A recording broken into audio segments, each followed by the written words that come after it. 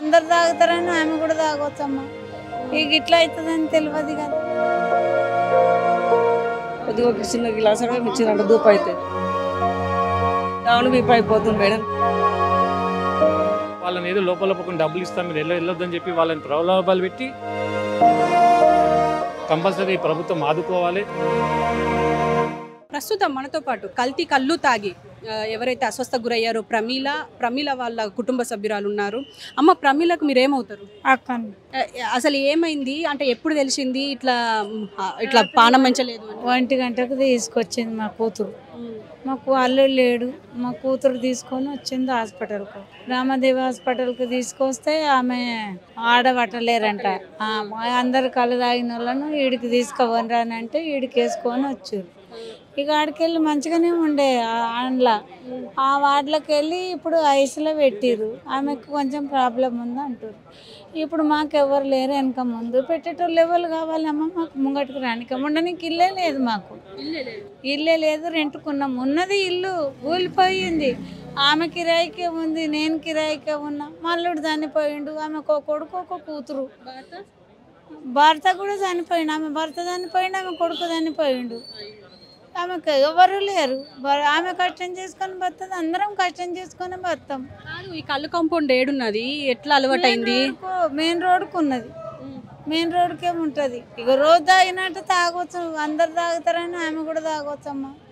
ఇక ఇట్లా అవుతుందని తెలియదు కదా. రోజు తాగేటట్టు తాగొచ్చు. తాగిందంట. ఇక నిన్న పొద్దుగల్లా మా మరిది బాగా లేకుండే, ఆడికి పోయిందంట. ఆడికి వెళ్ళేసి 6 గంటలకు వచ్చిందంట. ఇక వచ్చినాక ఈ స్కూల్ కాడికి పోయిందంట.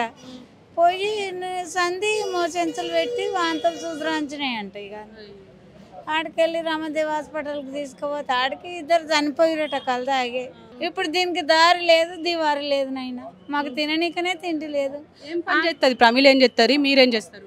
నేను ఏడుకోను, ఇంటికాడనే ఉంటా. ప్రేమిలో అంగన్వాడీలో ఆయమ్మ పని చేస్తుంది. చూసారు కదా, అంటే అంగన్వాడీలో ఆయమ్మగా వర్క్ చేస్తూ అక్కడ కాలం వెల్లదీస్తుంది. అయితే మరి కళ్ళు తాగిన తర్వాత అటు ఇటు తిరిగిన తర్వాతనే కొంతసేపటికి ఇదంతా అయ్యింది అని చెప్పేసి అంటున్నారు.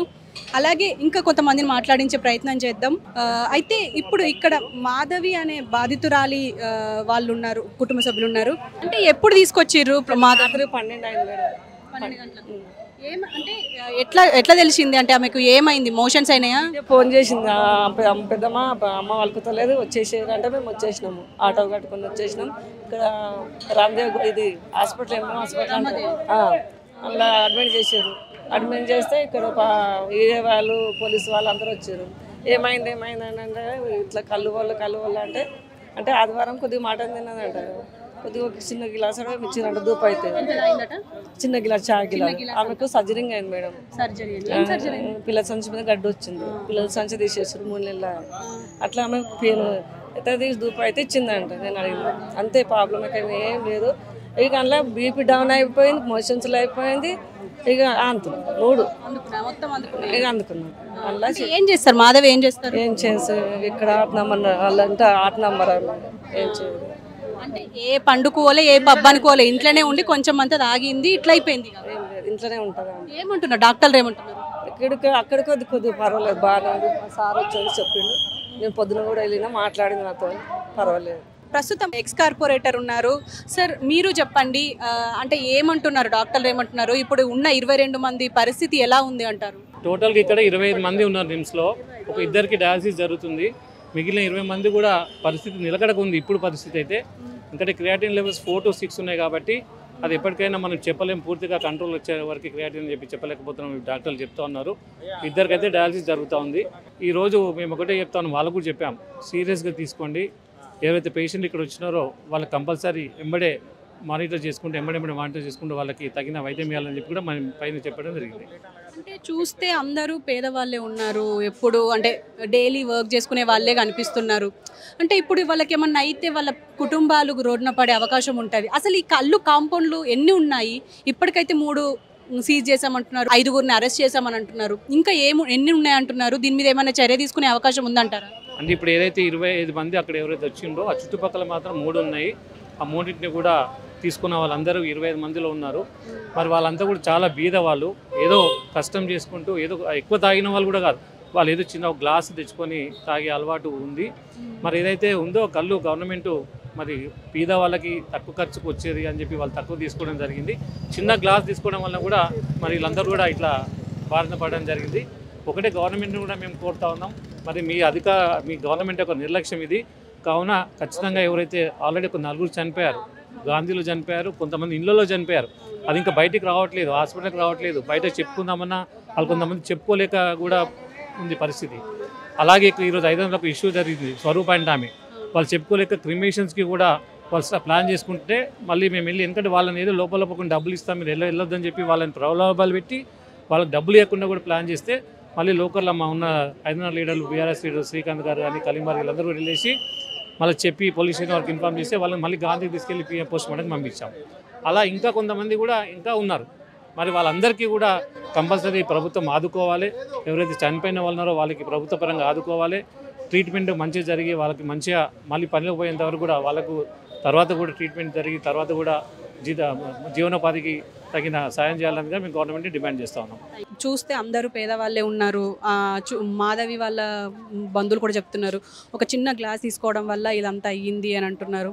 అసలు ఎలా అంటే ఇప్పుడు ఎంతమంది ట్రీట్మెంట్ అవుతున్నారు? 25 మంది అంటున్నారు, అందులో చాలామంది చనిపోయినరు అని అంటున్నారు, కొంతమంది బతికే ఉన్నారు అంటున్నారు, కానీ వెంటిలేషన్ మీద అయితే ట్రీట్మెంట్ పొందుతున్నారు. మీరేమంటారు? యాక్చువల్గా జరిగింది ఏంటంటే అండి, నిన్నటి దినంలో 15 మంది ఇలా వాంతులు విరోచనలు అవుతున్నాయి, కల్తీ కళ్ళు తాగిందని చెప్పి రామ్దేవ్ హాస్పిటల్ అడ్మిట్ అయ్యడం జరిగింది. రామ్దేవ్ హాస్పిటల్ అడ్మిట్ అయిన తర్వాత మేము స్థానిక ఎమ్మెల్యే మాధవరం కృష్ణారావు గారు అక్కడికి పోయి 1 గంట సేపు మేము ఉండడం జరిగింది. ఎమ్మెల్యే గారు ఉండి అక్కడ DHMO district medical and health ఆఫీసర్కి ఫోన్ చేసిన, ఎక్సైజ్ ఇన్స్పెక్టర్కి ఫోన్ చేసినా కానీ అరగంట నిలబడ్డా కానీ వాళ్ళు ఎవ్వరు రాలేదు. వచ్చి ఒక స్థానిక ప్రజాప్రతినిధి వచ్చి ఆయన ఏం జరుగుతుందని అడిగితే కూడా జవాబు చెప్పేటువంటి పరిస్థితులు లేరండి. 1 గంట సేపు వెయిట్ చేసిన తర్వాత అప్పుడు కానీ అధిక పోలీసు వాళ్ళు కానీ మెడికల్ డిపార్ట్మెంట్ వాళ్ళు, ఎక్సైజ్ వాళ్ళు కానీ అప్పుడు దానికి రాలేదు. వచ్చిన తర్వాత హుటాహుటిన మరి మేము కూడా అక్కడ డాక్టర్తో మాట్లాడడం జరిగింది. వాళ్ళు ఏం చెప్పినంటే పరిస్థితి విషమంగా ఉంది, రిపోర్ట్స్ అన్నీ చాలా పారామీటర్స్ అన్నీ హైగా ఉన్నాయి, క్రియాటిన్ లెవెల్స్ చాలా హైగా ఉన్నాయి అని చెప్పడం జరిగింది. ఆ తర్వాత మెరుగైన వైద్యం అందిస్తామనేటువంటి ఉద్దేశంతో నిమ్స్ హాస్పిటల్కి ప్రభుత్వం వారు తరలించడం జరిగింది. మేము కూడా ఇప్పుడు కూడా హైదర్నగర్లో ఉన్నటువంటి స్థానికులైనటువంటి మాధవి గారు, అదేవిధంగా ప్రమీల గారు మాకు తెలిసిన వాళ్ళు కాబట్టి ఆమె చూడడానికి వెళ్ళినాం. వాళ్ళు ఐసీలో ఉన్నారు. వాళ్ళతో కలిసి మాట్లాడితే వాళ్ళు చెప్తుంది ఏంటంటే వాళ్ళకి స్టమక్ పెయిన్ ఉంది, కంటిన్యూ మోషన్స్ అండ్ వామిటింగ్స్ అవుతున్నాయి, వాళ్ళకి చాలా ఏడుస్తారు, ఇబ్బందికరమైనటువంటి పరిస్థితి. ఆ తర్వాత మేము డాక్టర్తో మాట్లాడితే డాక్టర్ గారు ఏం చెప్తారంటే అందరి పరిస్థితి నిలకడగానే ఉంది, కానీ క్రియాటిన్ లెవెల్స్ ఏదైతున్నాయి 4 to 6 ఉన్నాయి, అవి కొంచెం ఆందోళనకరంగా ఉన్నాయి అన్నటువంటి విషయం చెప్పారు. ఈ ఎవరైతే అనారోగ్యం పాలయ్యారో, ఎవరైతే ఈ 4 చనిపోయారని కూడా తెలుస్తూ ఉంది, వాళ్ళందరూ కూడా కాంపెన్సేట్ చేయాల్సినటువంటి బాధ్యత ఈ ప్రభుత్వం మీద ఉంది. ప్రతిసారి ఇలాంటి ఏదో ఒక సంఘటన జరగగానే కంటి తూర్పు చర్యల్లాగా తీసుకొచ్చి హడావుడి చేసి చేయడం కాదు, దీనికి కాంక్రీట్ యాక్షన్ తీసుకోవాలి. ఎందుకు అసలు ఇప్పుడు ఎక్కడ కూడా చెట్టు మీద కళ్ళు దొరకట్లేదు, మనందరికీ తెలుసు. అయినప్పటికీ గుల్ఫారం కలిపి కళ్ళు తయారు చేసి అమ్ముతూ ఉంటే నగర నడిబొడ్డులా వీళ్ళు ఏం చేస్తారు? నార్కోటిక్ డ్రగ్స్ సంస్థ ఏం చేస్తుంది? వాళ్ళు కూడా తిరగాల, కులంకషంగా డీప్ రూట్స్ నుంచి దీన్ని ఎంక్వైరీ చేసి దీని కారణం ఎవరో వాళ్ళ మీద కఠినమైనటువంటి చర్యలు తీసుకోవాలా. దీంట్లో కాంగ్రెస్ ప్రభుత్వం వాళ్ళు కూడా, కాంగ్రెస్ పార్టీకి సంబంధించినటువంటి నాయకులు కూడా కొందరు ఉన్నారని తెలుస్తారు. సరైన విధంగా ఎంక్వైరీ చేయాలి, దోషులను మీద కఠిన చర్య తీసుకోవాలి, నిర్లక్ష్యంగా ఉన్నటువంటి అధికారుల మీద కూడా చర్యలు తీసుకోవాలి. ఈ బాధితులకు నష్టపరిహారం కూడా చెల్లించాలని రేవంత్ రెడ్డి గారి ప్రభుత్వాన్ని మేము డిమాండ్ చేస్తూ ఉన్నాం. అంటే దాదాపు 3 కాంపౌండ్లని సీజ్ చేశాము అని చెప్పేసి అంటున్నారు. ఇంకా ఎన్ని ఉన్నాయి అంటే కూకట్పల్లి చుట్టుపక్కల కూడా చాలా ఉంటాయి. అయితే కాంపౌండ్లో మరి ఇంకా మీకేమైనా మీ దృష్టికి వచ్చాయా?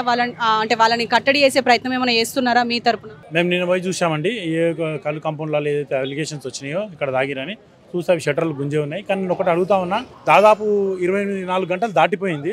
మరి 24 గంటలు దాటిపోయిన తర్వాత కూడా మరి ఇప్పటిదాకా తీసుకునే చర్యలు బాధితులను ఏమన్నా ఈ ప్రభుత్వం గుర్తించిందా? ఎందుకు చేయలేకపోయింది? ఐడెంటిఫై చేయాలి కదా. మరి ఏం చేస్తూ ఉన్నారు? ఒకవైపు వైద్యం జరుగుతుంది, రెండో వైపు ఇన్వెస్టిగేషన్ కూడా జరగాలి కదా. వాళ్ళ మీద ఎఫ్ఐఆర్ చేసిరా? ఈ విషయం మీడియా ముందుకు వచ్చి ఎక్సైజ్ డిపార్ట్మెంట్ వాళ్ళు చెప్పాలి. దీనికి బాధితులు ఎవరో వాళ్ళ పేరు కూడా బయట పెట్టాలన్నట్టు అని మేము బీఆర్ఎస్ పార్టీ లీగల్ సెల్ తరఫు నుంచి డిమాండ్ చేస్తూ ఉన్నాం. సో చూశారు కదా, మొత్తానికి కుటుంబ సభ్యులకు ఏమవుతుందో అని చెప్పేసి ఆందోళన పడుతున్నారు. ఏంటంటే ఆల్రెడీ 5 ఇప్పటికీ అఫీషియల్గా తెలిసింది. ఎందుకంటే ఆ గాంధీ హాస్పిటల్లో 2, అలాగే ఇంటి దగ్గర కూడా చాలామంది చనిపోయారు, కానీ వాళ్ళ పేర్లు బయటికి రావడం లేదు. కానీ ప్రస్తుతం స్వరూప అనే ఒక లేడీ పేరు వస్తుంది. కానీ ఇప్పుడు ప్రస్తుతం మాధవి ప్రమీల పరిస్థితి కూడా అంతంత మాత్రమే ఉంది, చాలా ఇబ్బందికరంగా ఉంది అని చెప్పేసి అంటున్నారు. ఇప్పటికీ మనం చూస్తూనే ఉన్నాము, దాదాపు మార్నింగ్ నుంచి ఇక్కడ హెల్త్ బులెటిన్ అంటే వాళ్ళ పరిస్థితి ఎలా ఉంది అనేది ఇంతవరకు మనకు బయటికి రాలేదు. ఈవెన్ మీడియాని లోపలికి అలో చేసే పరిస్థితి లేదు. గేట్ దగ్గర వస్తే తప్ప లోపల ఏం జరుగుతుంది అనేది ఎగ్జాక్ట్గా ఆన్సర్ లేదు. ఇన్ఫర్మేషన్ బయటికి రాకుండా చేస్తున్నారు. కాబట్టి ఖచ్చితంగా హెల్త్ బులెటిన్ అనేది బయటికి రావాలి అని చెప్పేసి అయితే ఇక్కడ అందరూ కోరుకుంటున్న విషయం. సో ఖచ్చితంగా వీటిపైన ప్రభుత్వం కావచ్చు, అటు నార్కోటిక్ కావచ్చు, ఇటు ఎక్సైజ్ శాఖ కావచ్చు, వీటిపైన చర్యలు తీసుకోవాలి అని చెప్పేసి ఇక్కడ ప్రజలు కోరుకుంటున్నారు. కెమెరామెన్ గిరిబాబుతో హారిక, హైదరాబాద్.